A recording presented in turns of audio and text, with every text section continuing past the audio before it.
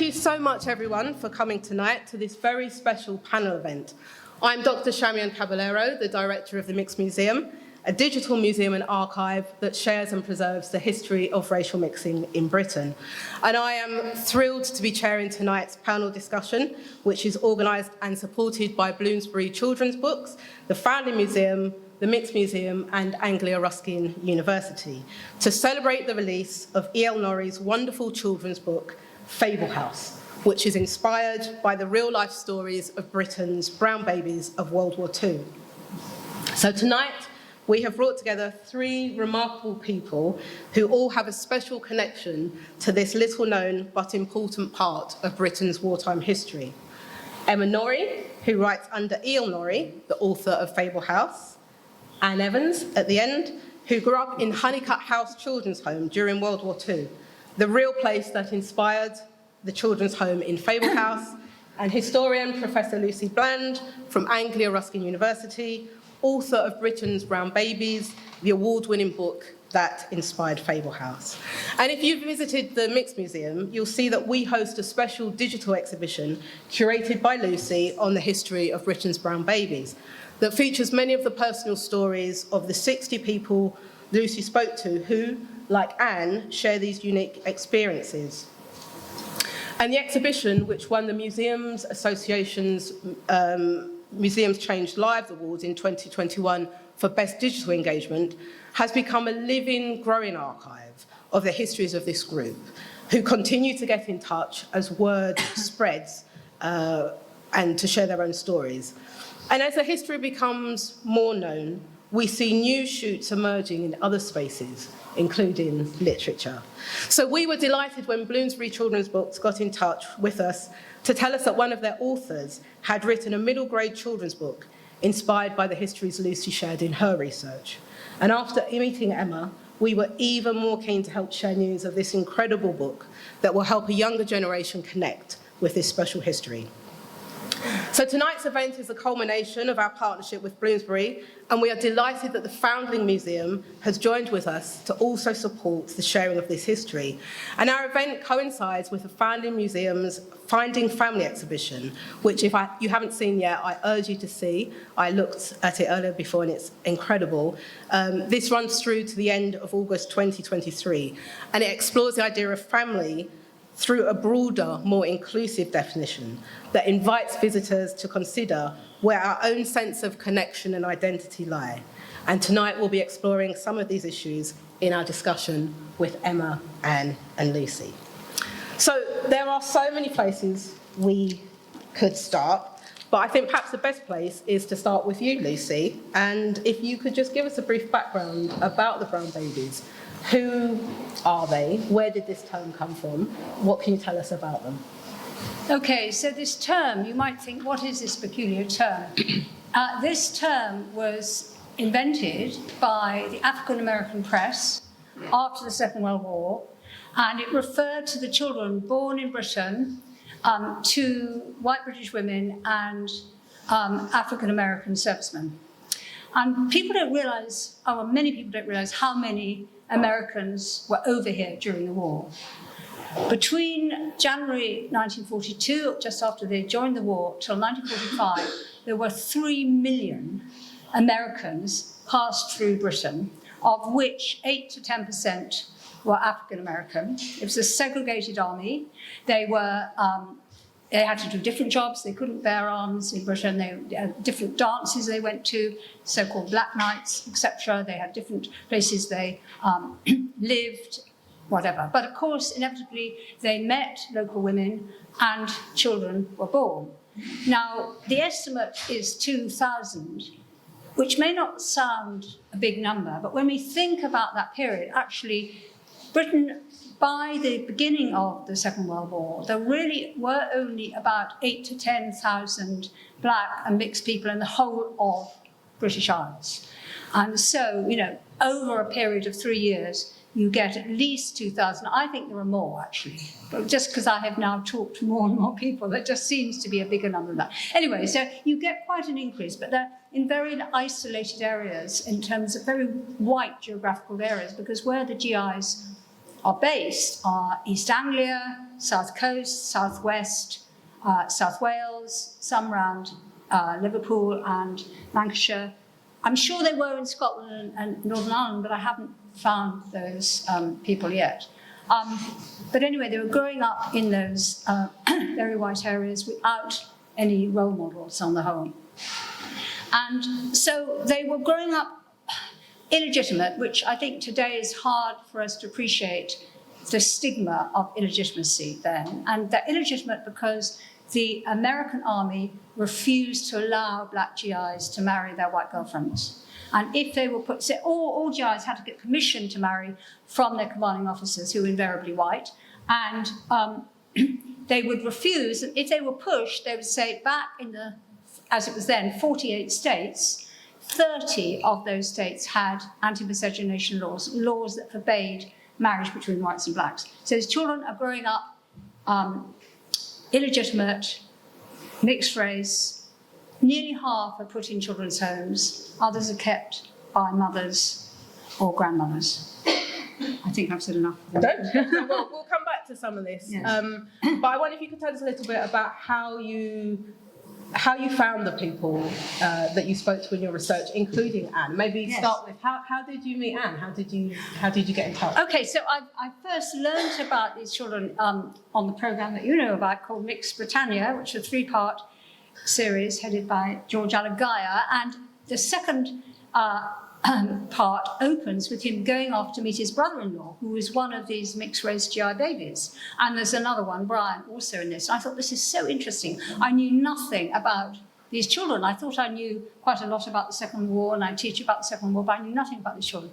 And I was working on something else at the time, and I thought, I'll go back. 2 years later, I went back and thought, if no one's working on this, I want to try and find some of these people. And I found that very, very little had been written. So I was on the radio a lot. I mean, I did various things. And I was, in relation to Anne, I was on Somerset Radio. And someone who works in the archives in Taunton put me in touch. Well, she contacted Deborah, who was someone who was in Honeycott House with Anne. I think this is a connection, Anne. And Deborah had been wanting to learn more about Honeycott House. She'd been there until she was 5, and then she was not very happily adopted. But anyway, so I was in contact with Deborah, who lives in Australia, but comes over every year. So I interviewed Deborah, and then she put me in touch with Anne. I think that's the way, isn't it, Anne? And so I met, and then Anne put me in touch with other people. So, so things snowballed. So I was also in something called GI Trace, which is an online group that helped people trace their GI relatives and got more people through there. So all sorts of different means, but it's more often by word of mouth. And obviously, I'm only talking to people who want to tell their stories. That's why, I think there are many more who simply don't want to talk about it. And many people who I interviewed had never told, Anne had told her story to other people, Anne will tell you in a moment, but a lot of people hadn't really said anything, even often to their families, about their background. So Anne, what did you think about being part of Lucy's research? What made you want to take part? Well, basically, I grew up with a white family, and a very loving family, thank goodness. But like Lucy said, no one ever talked about it. Mm-hmm. Although there was another young woman in the same village as me, same colour, we looked at one another and we turned and walked away. Mm-hmm. We never spoke about it because it wasn't the done thing. Mm-hmm. And this was when, Anne? This was, I was 5 at the time, in school, in the village where I lived. Mm-hmm. You never spoke about it there. It was never referred to. It was you there or madam. I didn't have a name half my time. Mm-hmm. It was you there or madam, right, every time the teacher spoke to me. Right. But the other girl that was with me, she was very quiet, very drawn within herself. Mm-hmm. But she had 3 cousins, boys, that if anyone blinked twice at her, these boys would be on them like a ton of manure. They wouldn't bother her again. But me, I just had to plod on. But I did learn to fight. One of my brothers, and I say brother in the loosest form because he was an adopted brother, he said, anyone say anything to you, make a fist like that and punch them in the nose and they won't come back for the next one, which I done on a regular basis. I can believe it, Anne. I can believe it. And you were adopted, but before you were adopted, you lived in Honeycutt House. I lived in Honeycutt House with 20 other people and all of mixed race, and we were all good friends. There was Deborah, who I knew then as Margaret. There was Carol. There was Maureen. And Faith. That was the 4 girls. Now, Deborah, Carol and myself, we were the 3 rebel rousers at the bunch. So Carol hasn't. And I had all this story from the nurses that looked after us when we were there. And they told us what we used to get up to. And what are your memories of being there? Did you have a happy time at Honeycutt? I had a very happy childhood. There was nothing untoward other than we couldn't go on the lawn. On this lawn on the left of of Honeycutt, we were not allowed to play on there. And when we all had a reunion and went back there, they were playing croquet on this lawn. And Deborah said, I could hit that stick over their head, you know. We wasn't allowed on there. And Emma, so you visited Honeycutt House, didn't you? Yes. When you were doing research for your book. Yeah. What were your impressions of it? Can you tell us a little bit about, well, just tell us where Fablehouse started from, how you ended up at Honeycutt. Yeah, okay. How it grew from there. Yeah, so Fablehouse came to me via Jasmine Richards, who runs a company called Story Mix. It's Jasmine. And Story Mix's whole deal, basically, is to centre the stories of black and brown people, you know, as heroes of children's books, because they're, especially 4 years ago when Story Mix was formed, there really wasn't, it's not as big a thing as it is now. Now, there's lots of inclusivity and diversity, but 4 years ago, you were hard pushed, really, especially to find black and brown children on the front covers of books. So Jasmine knew my writing already. I write children's books, fiction and non-fiction. And Jasmine came to me with this project in February 2021 and said to me, I've read this incredible book, Britain's Brown Babies, and I know of your background growing up in care. I grew up in care from when I was 16 months old to when I was 17. Big residential children's home in Cardiff till I was 10, and then sort of 5 or 6 short-term foster homes. And then she said, and I want to combine this with a black knight. I've never read a story with a black knight, King Arthur's knight. And there's this real guy called Palamedes, who's actually a Saracen, so he's definitely not white. And it was those 2 things. And Fablehouse was kind of born, and I wrote a sample, and the minute Jasmine told me about the project, I could literally see and hear it in my head. So as soon as Jasmine kind of told me her research and her inspiration, I went off and straight to Amazon, I'm afraid. Sorry. Bit cash strapped at the time, and ordered Lucy's book and read it. Didn't read all of it, kind of skimmed it just to get a feel. I was more wanting to immerse myself in the kind of imagery and feel of the place, and the gorgeous photo on the front of the book, because you're the front girl, aren't you? Yes. Head girl with the ribbon. Yeah, and if you know the book or you've seen the book, that picture is just incredible. So I printed off loads of pictures and had them around me the whole time I was writing. And then I discovered that Honeycutt House is a real place. And it looks like it's pronounced Holnicote, It does, which I found out by, being an idiot and going there and going, Holnicote House, until someone very kindly, 3 days later, said, actually, it's pronounced Honeycote. So it's National Trust, and it's run now and owned by someone called HF Holidays. So I knew, because the book is kind of fantasy, magical adventure, and I knew that I'm not the sort of person that regularly dreams of hobbits. So I thought I need to go to this place and see the landscape, because the landscape and the world is so important to the characters. So I went on a 3-day walking holiday. I'm not a walker. So yeah, oh man, it was quite painful. I wanted to go and see the cairn and, you know, get a good landscape and the heather and the Exmoor, and so I had to do walks that were quite difficult. I had to go on the sort of intermediate walks, which I wasn't really built for. And I was the youngest. There were like 80-year-olds and 90-year-olds walking 10, 15 miles a day, and I was there sweating. And but the house, I mean, you know, Ty's done a brilliant illustration, because the house is yellow. And it must have been so yellow when you were there. No, what did it look like when you were there? Can you remember? Yes, it was a bit of a mess. Was it? I think they done it when they... Because they've been burnt down. There've been like 2 fires. Well, Lucy, But can you no, the tell house us where? itself inside was brilliant. Yeah. And we had one room they called the potty room, Okay. where when we was little we'd all line up on his pots and play trains.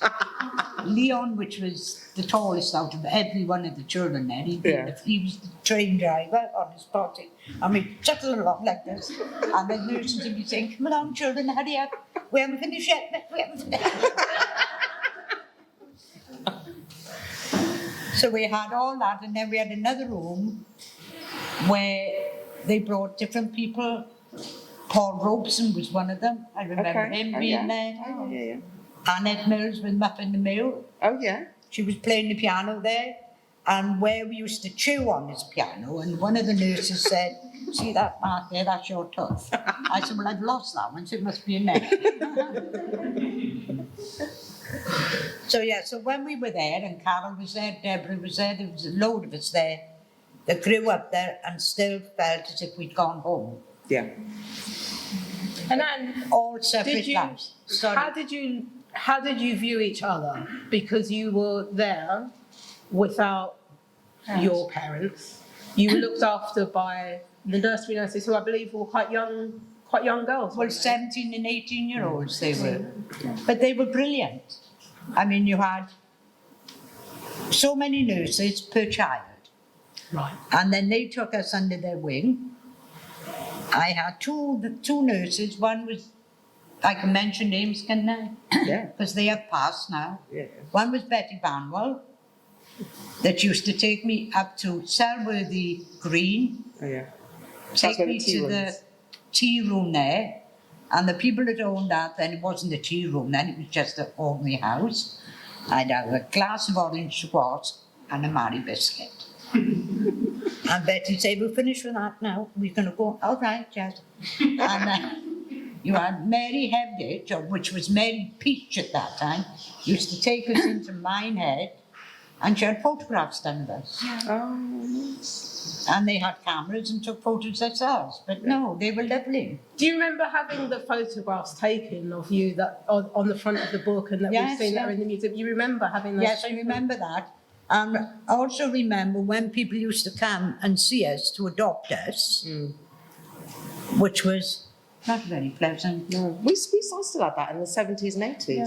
How did it work for you when they... Well, they'd just come and looked at us and yeah. And yes or no, you say know. take you home for tea or something? But the one couple came there and this lady said, "I want her." And she come up to me and she knelt down actually, because I wasn't much taller than I am now, to be honest. And she said, would you like to come home with me?" And I said, "If you like. Well, I'd like to have you as my little girl." And that's how I went there. That's so cute. Yes. Before we come back to you, Emma, because I'd like, if you wouldn't mind, for you to tell us a little bit about your upbringing and how that's resonated with what you felt when you went to Honeycutt House. I wonder if Lucy, if you could just tell us a little bit about the background to Honeycutt House and where it came from, and how did it become this home specifically for the Brown Babies? Yeah, so Honeycutt House was National Trust. It still is actually owned by the National Trust. But early on in the war, it was requisitioned by Somerset County Council in the first instance to use for evacuees from the city. But actually, they then found that there were a lot of these children being born locally, mixed-race children being born locally, and they decided to actually turn it into a nursery for these children. And it's still not clear to what degree some of the mothers were pressurised to give up these children and to what degree they willingly gave them up. So I still can't get to the root of that. So, I mean, some came very young, like Anne, 3 days old, some a little bit, all pretty young, and, you know, had these lovely nursery nurses. But it was just a nursery, so when they were age 5, they were either adopted or the majority of them went to other children's homes. But what was interesting about Somerset was the health, the main health superintendent, as she's called, Miss Bannon, Celia Bannon. She was determined to try and get these children adopted. And she would have all these sessions where they would line up. So I've got, you know, these photos and on the front of the book as well. Line up. It's kind of the unpleasant side of it because they're sort of like a cattle market, you know, or a slave market. You know, you come and choose which one you're going to have. And it tended to be the girls. In fact, boys were very rarely adopted, and not just from Honeycott House, from elsewhere. And in fact, looking nationally, there were very few adoptions at all of these children, because the adoption societies, up to 1948 in the Children's Act, they were private adoption societies, and they wouldn't take so-called half-castes, this horrible term, wouldn't take them on their books. They said they were too hard to place. So this woman did make an effort to get them adopted. She also went to see the Home Secretary. He was called James Shooter Eade. This is in 1946, and said, I want these children to be adopted in the States. You know, but there were a lot of people in the States, African Americans, who wanted to adopt them. And the government was against this. They kept changing their mind about this, because some wanted, well, there was one position was that, no, we can't be seen to not take care of these waifs, as they call them, these coloured waifs. This was a term I read in the archives. You know, it would look bad to the Americans that we can't take care of them, that we're trying to dump them. But, you know, they kept changing their minds. So very few actually were adopted in the States. In fact, very few were adopted at all. But Honeycott House was one place where they did attempt to get people adopted. And Anne had a really successful adoption, didn't you? Yes, and there was also another one. There was a boy, one of the boys, that went to Scotland. He was adopted by a Scottish family. Oh, which one was that? Norman. Oh, Norman, yeah, okay, great. And he had a very good, yeah. But there were 2 girls who was adopted to people in Somerset, and very bad experience. Yeah. So they was a bit wary after. And there was 2 boys adopted to people up in London. Right. And they brought them back. Okay. Because they were abused by the people that adopted them. Yeah. It did happen. Emma, Yeah. how much of this did you know when you went on your visit to Honeycott? I know you'd read some of Lucy's book. Yeah, no, I didn't know everyone's individual histories when I went to Honeycott. It was quite soon after the project. I think the project had been signed off. I can't remember when I said to you that I found out I can go there. But I kind of knew, I mean, I grew up in a residential children's home myself, so I knew that the vibe would be similar, you know, despite there being 2 decades difference. You know, it's a giant house, it's full of kids, there's a lot of noise, there's a lot of bustle. There weren't very many black or brown kids that I grew up with in the 70s and 80s in Cardiff. And I was there for 16 months, so I can kind of the sense of freedom that I got from Honeycott House and the kind of, you know, beautiful countryside was something that I really wanted to put in the book. And it wasn't until I was about 10 that I got moved from Cardiff, and I was fostered in a tiny, tiny village in Suffolk, tiny village called Alderton, and that was where I had maybe 2 years of kind of, you know, quite a rural experience where I was the only brown face at my primary school, and but also gave me, you know, a love for the countryside and that kind of feeling of space. And you were saying earlier that you went on these walks. Yes, they took us for a walk no matter what the weather was. Yeah. Rain, hail, sleet or snow, off we'd go. But it's quite a way into the village. Yes, you go out and around, and you come right around the estate, as you say, onto Alford Bridge Yeah. and then walk back up the main road back into Runnicott House. Okay. That was one walk. The other walk was up through the woods, up into Selworthy, over the stye there, and right through the woods, up onto the mountain. And we'd go up there when it was raining. Yeah. Like it's now get wet, you little rats. You can hear them saying it, can't you? So we'd all get soaking wet and come back down, wondering what was going to happen next, and we'd all have to have a bath and get put to bed. Yeah. And Anne, I wanted to ask you, because one of the most memorable things, I think, for a lot of us who are ourselves of mixed race, when we read Fablehouse, and other people have said this, is the opening scene around hair. Yes, it really resonates with a lot of our readers who are part of our book club, who had early copies of the book. Yeah. And do you remember anything around hair and the nursery nurses managing the hair of the children? Were there tears? They didn't know what to do with it. Yeah. And the best example was Carol, because Carol Connors then, as she was, had an afro before anyone else. She had one all through the 40s and 50s, because her hair was out here. Yeah, that's such a brilliant She's on the picture. front of the book as It well. I was love blonde. that picture. Was it? Yeah, she had blonde hair, which, you know, made it look quite strange, really. Yeah. But her and I had a whale of a time as children. And one of the nurses said, yes, you used to get up to no good at all. If you got away with it, Carol would follow. And then Deborah would follow after that. So all three would be in trouble. Yeah. And blame it all on you. I said, I wouldn't be like that. No, it wasn't like that. And did you run, or did Carol try and run from the comb, the dreaded comb? Did you run away from the comb when the nursery nurses were trying to comb your hair? No, the only time we'd done that, it was a case of try and make out that you was ill, because they'd use a steel comb. Yeah. Well, this is what. Steel comb on this mop of curly Oh, hair, it was agony, wasn't it? which was tighter than what it is now, but Painful.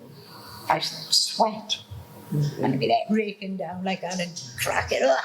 And your scalp would be like the opening of the book when I kind of realised that, you know, Jasmine had said to me, you know, this is the opening of the book. The opening of the book needs to be an introduction to Heather. And what happens with Story Mix is that, you know, Jasmine kind of gives you an overview of the plot of what's going to happen. So I haven't kind of got to worry about what happens next, for example. And then you're left to, you know, add your own writing and words and imagination and characterisation and everything. So Jasmine said, you know, we need an introduction to Heather, and we just need to know that she really doesn't want to be here. Like, she's, you know, doesn't want to be in this place. And I had a memory of being like 10 and running away from this white woman who was coming at me with this steel afro, like steel, like I understand the plastic ones, but and you know, when she used to get my hair, so how long it is now was how big an afro it was. It was only in my teens that I started wearing it as curls, and your head would be smarting. I don't know if anyone can empathise. You've got a beautiful hair. Your head would be smarting, like you literally felt like your head was on fire for about an hour afterwards. And they'd be raking down like this on a piece of and down and hair everywhere and stuck in the comb like blood. So yeah, that was it. No, they'd never heard of it. No. He was lucky to get washing soap. Yeah. And I remember when you were talking to us in our interview, when you were talking to Laura, you said it was swimming that actually changed hair. Yeah, it was. I was after a disastrous foster placement in Suffolk, and it wasn't really working out, and they sent me to boarding school in Dorset. And it was a boarding school where kind of army kids went. So I don't know what it was called, but it wasn't like a private boarding school, it was like an army one. So in the holidays it was deserted because everyone had gone to Abu Dhabi or wherever their parents were. And I had nowhere else to go, so I would stay in the boarding school. And a couple of others did, and then we used to go on swimming trips. And it was one day, so I was 12, and yeah, I went swimming. And you know, well, people who are my age, swimming caps, the rubber caps, you'd have to dust with talc. And like try and stretch, I mean latex was, try and stretch it out, put it on your head like 50 attempts later, in memory lane, right? And it would be like spring off your head halfway across the room. You used to have to get like 3 people to help you, like, and then it would be like so tight on your head. And we were in the pool, and it was sort of, and it works its way up, doesn't it? When you're swimming, it's like, and you can feel it because your head's like doing that, and then it's just in there. bottom of the pool. So I came up and I shook my hair, and my friend, who is my best friend, and she just said, "Oh my word, your hair looks amazing," and it was all ringlety. And then I went, and then she would just don't brush it afterwards. I've got Anne-Marie to credit. Otherwise, I could rock an afro now, but otherwise it would still be, and then I realised that I could just leave it. And then conditioner. And then a few years conditioner, later, Key ingredient. So one of the people I interviewed, John, he had a big afro, and he hated the crusts of bread and used to hide them in his afro. It was quite good to sort of... Well, it's that whole thing Had as its well. uses. It's that whole thing as well when, people say, or adults will say to you, "Oh, make your hair curl," and you'd be like, "Yeah, I don't really have that problem." I don't need to. I wonder if we could turn now to the parents in the history. And Lucy, perhaps coming back to you first. You touched on this before, but could you tell us something about the parents? Did anyone stay together? Why couldn't they stay together? Why were most of the children not in touch with their parents, with their fathers in particular, and didn't know their fathers? Well, as I said, they weren't allowed to marry, and if there was a whiff of knowledge from the commanding officer that there was a relationship going on, some men said, "Look, I do want to marry her, she's pregnant." They said, "Right, we could do you for rape." Well, horrendous, these threats. And then the Americans brought their own law with them, and the penalty for rape was either life imprisonment or hanging. And so people were actually in Shepton Mallet, the pretty little village of Shepton Mallet, there were a number of Americans who were hanged for rape, and they were all black, and the whites got like anyway. So there was that kind of threat. They couldn't stay together, and often they were then moved to another part of the country so that they couldn't maintain that relationship. And I think, some of them went on writing to the man. They would write, but it was impossible for them to get back because they didn't have. Unlike Windrush, which was they often had subsidised places from the Caribbean to come on a ship. It was much harder to get back from the States, and they wouldn't have had the money and all that. And so quite a few cases I know of that the mother and the father would write to each other for a bit, and then they would meet other people or whatever. And of course, quite a lot of the cases, they were both or one of them was married. So for some of these children, the husband, their mother would come back, and that would, sometimes he would accept the child, often rather with not much grace, and sometimes he was very warm and accepting. In very few cases, sometimes it led to a divorce. Sometimes the woman was forced to give up the child. And I think it was incredibly hard for these mothers, actually. If a mother kept the child, there was so much pressure. If she was a single and possibly living at home, often her parents really pressurised her to give up the child. She was also pressurised by mother and baby homes that tried to take the child off her, or a local priest. They were just surrounded by these kind of pressures. And as I said, the stigma of illegitimacy and having a brown child, these were very difficult. So I'm really kind of respectful of those mothers who did hang on to their children despite all that. And out of the people you spoke to, how many were kept by them? I've been respected, and subsequently, because more and more people have come forward, I would say just over half were kept by mothers or grandmothers, sometimes grandmothers, because sometimes the mothers were really quite young. Sometimes grandmothers would say, I'm taking over, it's fine, you go and live your life. And sometimes the grandmothers were quite young, and the child would grow up initially thinking the grandmother was the mother. This isn't just for mixed race kids, this is a common thing, but the grandmother might have only been about 40, and the grandfather also. So I know a few cases which they didn't realise, they thought that their actual mother was their sister, and she perhaps went and worked elsewhere or whatever. So that went on. So other grandmothers, though, were very disapproving, pressurised her to give up the child, destroyed. I know stories of, letters would arrive from the father, and the grandmother often then destroyed them. They realised she would have destroyed them. So, I think it was up against a huge number of odds to try and to hang on to the child. And, you know, often they weren't told who their father was. This is so interesting that if you went to a children's home, you weren't told at all who either of your parent was. And I mean, a number of people who went to much more unpleasant homes than Anne went to, because that was a lovely nursery, but the other children's homes when they were older weren't that pleasant at all. And often they would ask, you know, who's my mother? Who's my, oh, your parents are dead, or they didn't want you. I mean, you know, that kind of horrendous sort of reaction. But even if they were kept by a mother or grandmother, they were often lied to, oh, your father's dead. Or sometimes much, oh, he's an American, or wouldn't be given a name. So you know, even now, it's extraordinary. People are now finding their relatives in the States through DNA. They didn't have a name. They thought they couldn't ever find them, and they are. So I think that was one real problem of just not knowing who your father was. I mean, I think Anne, you know, had a very happy childhood, and probably when you were little, you know, your adoptive father was your father. You thought him as your father, didn't you? So you weren't trying to find I out. didn't look anywhere. Well, I wouldn't have looked for my biological mother or father At that until point. they passed. Yeah. I wouldn't have treated them like that because they Yeah. were too good. Yeah. So when your parents passed down, you did then search? Yes, for and your then I went to biological see my parents? 4 brothers and told them what I was going to do, and I didn't want them to think that it was any reflection on our parents. And they gave me their blessing, you know, if that's what you need to do, you carry on. And But I how would- did you go about that? Where did you start? Because when was this? When was this that you In the started? 80s. In the 80s. So there was no internet. No, I wrote over 200 letters to God knows where, all over the place. I sent them. But then when I did find my actual birth mother, she didn't want to know. But I could later find out why, put 2 and 2 together and come up with 24, I think. But anyway, she was courting a gentleman from the same village as herself.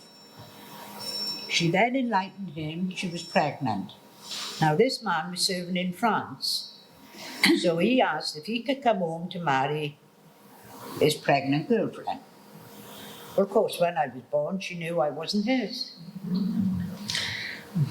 So, in the meantime, he'd been sent back to France. So the only person that knew about me was her mother, which would have been my grandmother. And she told her husband she'd lost the baby, so. But he never knew about. So he never knew. He never knew anything at all about me. And I traced my half-sister in the 90s. And she said, no, you can't, I'm an only child. And was she open to She having a was- relationship with Her husband was thrilled to bits about it. her husband?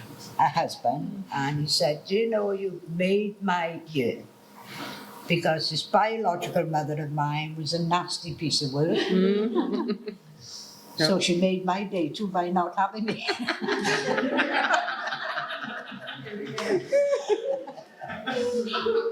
So my half-sister had a terrible time with that. And when she left her husband and went off then with this other gentleman who became her husband, she had the police to go looking for him because she'd had a little boy by her first marriage. And then when she married the other one, then she had a girl with him. And they were together till he passed. But he was a lovely man, and he said, you've made my day. And I won't say what he called it, but it wasn't very pleasant. He said, I'm going to take you now to the house. I said, to her house? And I said, oh, I don't think she'd like that. She'll spin in her grave. Let the old witch spin, he said. Good enough for that. But no, so that's up. But no, she didn't want to know. She went to a solicitor to see if she can get an injunction on me. This is your mum? Yeah, biological mum. Yeah. And they told her that. She said, look, when I put her into Handicap House, I was told I would never ever hear from her. Couldn't contact, but it was 1975, I believe, when the law changed and we were entitled to trace our biological parents. So the solicitor told her this. Nothing to, has she done anything? Has she said anything, threatened you? No. But he says, nothing we can do. And what of your father, Anne? My Did you dad, try I to- traced him, but she did give me his name. She did give you. She did give me his name, but the thing was, my dad was, he had his first name and second name, and he used the second name when he was cavorting. Right. For the ahead of the curve. For the want of a better word. So it took quite a while to find him, but I did find, but he passed away. He died at 49. Which I believe is quite common for many of the people you spoke to, Lucy. By the time they had found their father, the father. Yes, I mean, of the people I've interviewed, about 7 found their biological father in time. But others are still finding half siblings, and it's amazing. They're just literally. I was an only child. And I think when I read the stories, as were told to you, what was really striking was just the absence of a black male figure in the daily lives of the children. And in Fablehouse, Emma, there's Palamedes. He's everyone's dad. He's everyone's dad. Would you tell us a little bit about how Palamedes came about and his role in the children's lives, and what how important was it to you to have this figure in the book? Well, the minute that Jasmine had said, that she wanted to have a black knight, I kind of was like, yeah, because never seen that, right? You think King Arthur, Merlin, Lancelot, Guinevere, they're not black, are they? The remake of Merlin, they've made Guinevere mixed race, but no, we've not seen a black knight hero, full shining armour. And what was really interesting is, first of all, when she said about that, I thought immediately about a really old film called Whistle Down the Wind, which, if anyone has seen it, I was a massive, all the characters are bits of my personality, basically. And like Arlene, I was a huge musical fan, and I'm a massive film buff. And I was particularly, when I was sort of 9 to 15, I was obsessed with 1930s, 40s, 50s Hollywood. And Whistle Down the Wind was a favourite film, and I kind of saw immediately that these 4 kids would find Pal and they would protect him. They would do anything to protect him, like, not tell the grown-ups. And that was kind of my inspiration. But in Whistle Down the Wind, they're harbouring a criminal who they think is Jesus. But in middle grade children's fiction, so my book's middle grade, which is roughly for kind of 8 to 13-year-olds. And now it's all brilliant and very different, thanks to Jasmine. And there's loads of stuff out there, but definitely 4 or 5 years ago, you're not seeing a lot of really positive black male role models. In middle grade fiction, just plot-wise, you tend to get rid of the adults pretty early on anyway. They're adventurers or they're past or whatever. But it was a chance for, these children and the real Brown Babies to have a really positive role model. And also what was really interesting about writing him was that he knows, even though he's, in medieval times, he was the only black knight at King Arthur's table. So he will know their feelings, the children's feelings of being, the only one and excluded and feeling like he's got something to prove. But yeah, it was lovely just to write this positive role model who is a hero, learns to embrace his own heroism, and gives the children the courage to be themselves too. He's a wonderful character. Yeah, it was great fun. A wonderful character. And you have Nat saying, will you be my dad, or are you my dad? Which remind me of, I don't know if it was you who told me, I Anne, used to but do that. Leon. I used to go up to black men in supermarkets. You did? Till I was about 6, yeah. Oh my Any God. black man, I've on the back of their thing.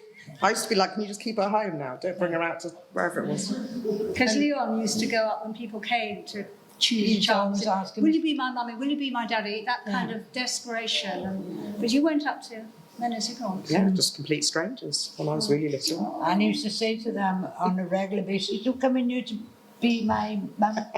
And that was the nurses that was going there. Yeah. When they went there for the first day, you coming to live with me or you coming to take me home? Yeah. Oh. I used to keep all my possessions in a bin liner under the bed because I didn't know if it was worth unpacking or not. Oh, well. Yeah. I mean, you write so movingly in the book about the children and their experiences, and it really resonates with Anne's story and other stories in Lucy's work. I mean, Lucy, when you wrote your book after speaking to everyone and gathered their stories together, could you have imagined that this would have, did you ever think it might inspire fiction, it might inspire something else? Well, I mean, no, it's wonderful, it has. And I have had one or two people wanted to make a kind of drama out of it, not a written drama, and that's never come to anything. But I mean, I think this is wonderful that it's for children, because I think this is a history that really needs to be known. And, you know, children aren't going to read my book. I mean, it's not particularly academic, it isn't academic, but it's not a children's book. And it's just wonderful because you're bringing this history to light, but it's in a way that is just mesmerising and engaging. So it's going to relate to the lives of so many children. And I think I love the book, but I think you also really honed in on some of those feelings which so many of the people I've interviewed said about feeling they didn't belong, feeling, this question about go back to where you came from, that kind of remark, and sticking out like a sore thumb, and, just being unaccepted, just being different, that sense of difference and not understanding. So quite a lot of people I interviewed didn't actually know in what way they were different. It was so interesting for some time. They didn't know they were brown skin. They didn't have that understanding. It was interesting. One person I interviewed, she was in children's homes in Bristol, and suddenly she saw herself, and apparently she was the only brown child in the whole of this home, and she suddenly saw herself in a mirror, aged 13, and she said, "I'm black. Why didn't you tell me I was black? Why didn't you?" She hadn't, people had name called, and other people said they were name called, but they didn't necessarily, call them Blackie and whatever. And one was told, her mother said, "Well, go back and say Whitey," which obviously doesn't have the same kind of resonance. But, I think it's interesting because we all kind of assume that people would understand difference. But I think if you're surrounded by white people, and yet you're being name called, you don't necessarily know in what way you are different. But you're very good at getting that in that book about how they do feel that difference, and the kind of persecution from the kids in the village who name call them, and that kind of hostility, but also you capture that sense of them being a unit, because Honeycott House, I mean, you, Anne, and others have said, you felt like brothers and sisters. You didn't have parents. You didn't know what parents were. You would, you were kind of a unit. And I remember you saying, Anne, tell me if I'm right, that when you first went, your first Christmas away from Honeycott House, and you were given all these presents, and you said, but first of all, delighted, and then you said, is this right? But I need to give them. You always shared. Everyone always shared in Honeycott House. Give them to you my had friends. A present on Christmas morning. Come the afternoon, whatever you had, you shared with everyone else, and they shared with you. If you had sweets, you shared the sweets, you shared the toys. Nothing was never yours. Yeah. So, I mean, that, was a wonderful kind of sense of collectivity, and you were part of a group, and then and so I think you get that they all, this group are very firmly united. It was great because they have this common, so they recognise their similarity, but they also look at their strengths in terms of the strengths of their differences as well, because they all have very individual strengths. So you combine that individuality and celebrate that with, that they've got a common sense of self against the rest of the world in a way. No, it's terrific. And what do you think, seeing your history represented in a book like Fablehouse? Well, I never thought it possible. The more that I thought it possible, Barack Obama would be president. Yeah. That was an impossibility as far as I was concerned. No, I never thought it possible, because still today, There are too many out there ready to condemn. People look at you, they don't like you not because they know you, they don't like your colour. I got no problem if someone said, look, I don't like you, that's fine, that's on you. But I don't mind your colour, so what about mine? Yeah. I'm the same as you, I bleed the same as you, I cry the same as you, so what's the difference? But we're still judged on our colour. Yeah. And, you know, there's one race, that's the human race. There's one race. Do you know what I mean? So, yeah, it's kind of... As we wrap this section up, we'll come to the Q&A in a bit. Yeah. I just wanted to finish by asking each of you to say, what would you like to see happen next around the history, around the storytelling? Is there anything, just your final words on this? Maybe Emma, we'll start with you.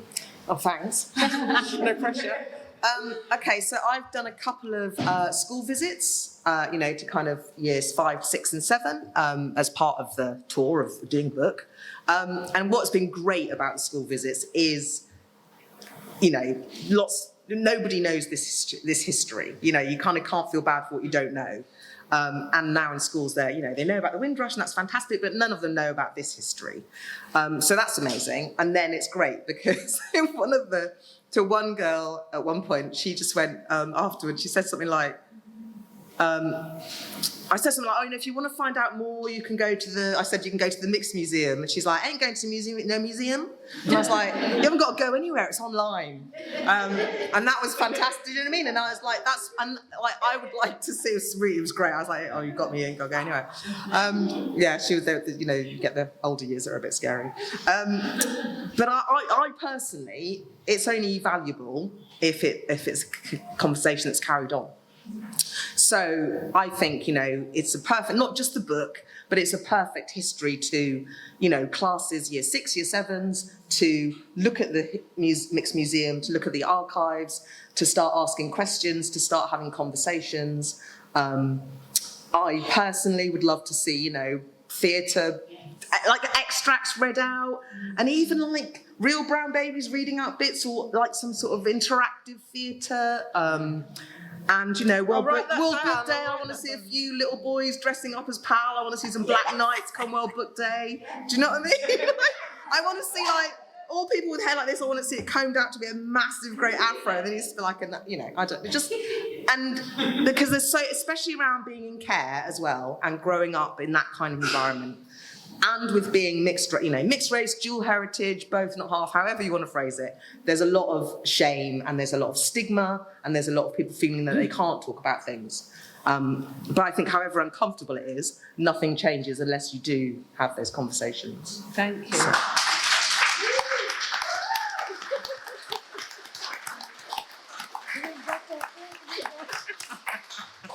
Lucy. Well, I think Emma said most of it, but I mean, what I feel, I'm really following from that, I would love this story to kind of be part of the school curriculum, but been taught in such a way that it, you know, imaginatively comes to light, like reading Emma's book, or doing, producing other things like, as you said, plays or other material that kids can really relate to, because they don't know any of this history, and it would be great. I mean, even if it's not in the formal curriculum, if more and more teachers, and I gather in primary school, they have much more say about what they can include. Yeah, I mean, if there are teachers here, tell me I'm right or wrong. You know, can actually use a lot of this material and bring it to life. And I mean, ideally, it should go on up into GCSE, etc. But you know, I think start with the younger generation, primary school, and doing more kind of dramas would be absolutely wonderful. So yes, I absolutely endorse what you say. So hopefully it will grow and grow. And Anne, what would you like people to take away from your story? Well, just remember that we are all human. Yeah. No matter what colour we are, we're human.